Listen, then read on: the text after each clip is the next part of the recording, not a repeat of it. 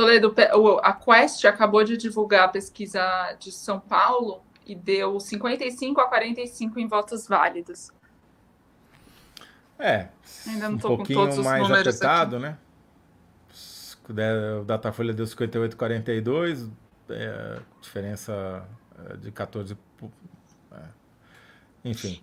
Em BH um Aliás, pouco mais apertado também, 42 a 38. Não, 52-48 em votos válidos. A Quest está dando mais apertado tudo.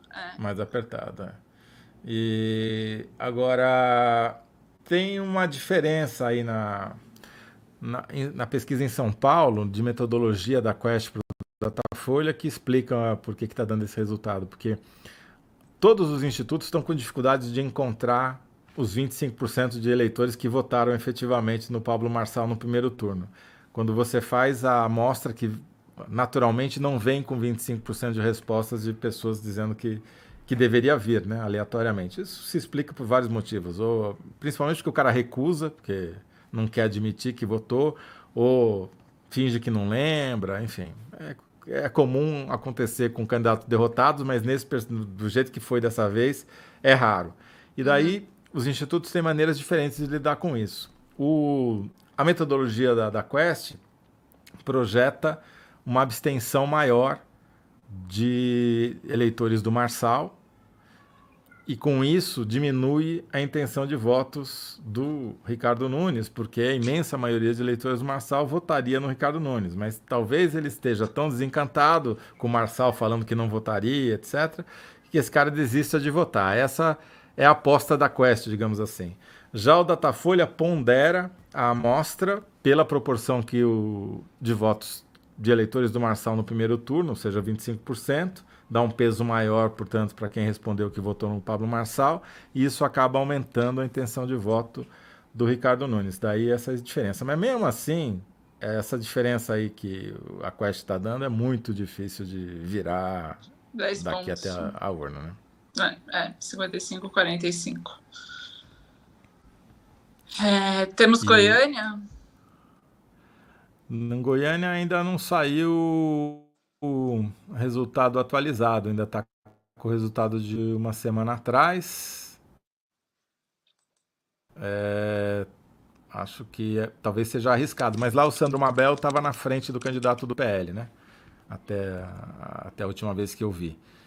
E eu acho lá. Não sei se você quer pesquisar aí para ver se. Não, o que eu ia falar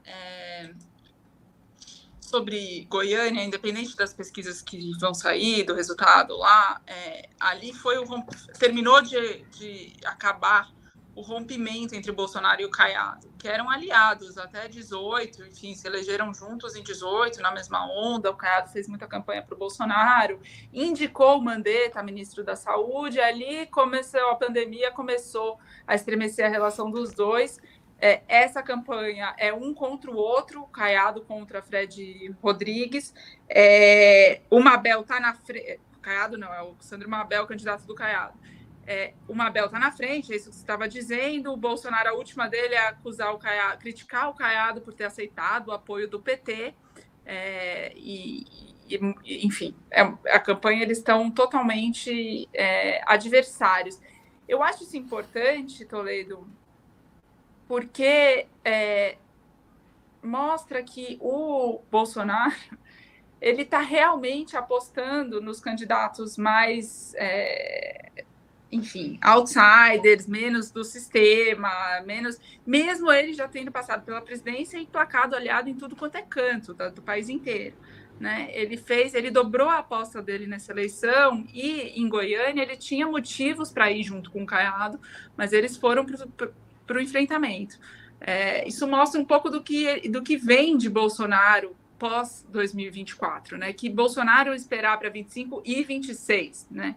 É um Bolsonaro que, de novo, está optando pela linha do antissistema, digamos. Eu vejo da seguinte maneira, Thaís. Eu acho que se o Caiado, como tudo indica, né? Tudo indica não, mas como tem uma grande possibilidade de ganhar em Goiânia, ganhar em Aparecida de Goiânia, ganhar nas principais cidades do estado, não tem segundo turno, como já ganhou no primeiro turno, ele se afirma como uma liderança de direita viável, né? O Nicolas Ferreira já fez uma bancada própria de prefeitos nessa eleição. E o grande recado que o Bolsonaro passou nessa eleição é de que ele não é confiável, de que ele não é um aliado de verdade, de quando você precisa dele, ele não aparece. Fez isso, fez um papelão no primeiro turno aqui, foi taxado de uma porcaria de líder pelo pastor Silas Malafaia, com toda razão. Aliás, como eu já disse, vou repetir, ele sempre foi uma porcaria de líder. Na minha opinião, ele é um surfista que pegou a onda certa em 2018 e quebrou a prancha em 2020, 2022 e 2024. Porque, enfim, sempre toma as decisões erradas, não é um homem de partido, já trocou de sigla 11 vezes, quer dizer, é um cara que não consegue formar um grupo político em torno dele, porque as pessoas veem que não dá para confiar, não dá para contar com o Bolsonaro, ele só pensa nele e na família. Então, eu acho que pode acontecer um fenômeno nesse segundo turno, que não vai ser uma avaliação unânime, porque se ganha a candidata preferencial dele em Curitiba, se ganha o André Fernandes, que ele nem foi ajudar no segundo turno, vão dizer que o Bolsonaro, de alguma maneira, saiu vitorioso, mas para mim ele é um grande derrotado, porque nessa eleição você criou e consolidou, além do Pablo Marçal, o Nicolas Ferreira, o próprio Caiado, várias lideranças de direita competindo com ele, mostrando que ele não é mais dono da direita, e o PL crescendo. O PL vai crescer muito nessa eleição. Ele está disputando, ele já cresceu no primeiro turno muito significativamente e vai ganhar muitas prefeituras nesse segundo turno também. É o partido que tem maior número de grandes cidades com a possibilidade dele ganhar. E você vai dizer, isso é mérito do Bolsonaro? Não. Isso é mérito do Valdemar Costa Neto. Isso é mérito do dono do partido. O Bolsonaro hoje é um assalariado do Valdemar. É o cara que vive porque o Valdemar paga as contas dele, entendeu? Mas quem montou toda a estratégia, quem foi atrás das alianças, quem lançou esse número grande de candidatos, foi o PL. E você vai dizer, mas o Bolsonaro... Sim, claro, ele tem um peso, mas eu vejo ele com um peso menor, ele vai sair menor do que entrou nessa eleição. Exato, porque ele era o grande cabo eleitoral, né, do partido. E dessa vez foi mais... Não apareceu nem para trabalhar, né? Tá ganhando sem trabalhar. E foi muito mais dissipado, enfim. Thaís, só para não dizer que não falamos de flores, acho que vale a pena também falar um pouquinho sobre o papel do Lula, né? Que foi muito menor do que os seus aliados esperavam que fosse, que os candidatos do PT e de partidos aliados, como o próprio Boulos aqui em São Paulo, né? Primeiro porque o Lula não tirou o pé da agenda internacional dele durante a campanha de primeiro turno, e no segundo turno, quando ele prometeu que iria compensar a ausência dele no primeiro turno, teve um acidente caseiro lá no Palácio do Alvorada, bateu a cabeça, foi proibido de viajar pelos médicos, com razão, né? Porque não foi um acidente banal, um acidente que provocou uma pequena hemorragia cerebral, um negócio que realmente precisa tomar cuidado.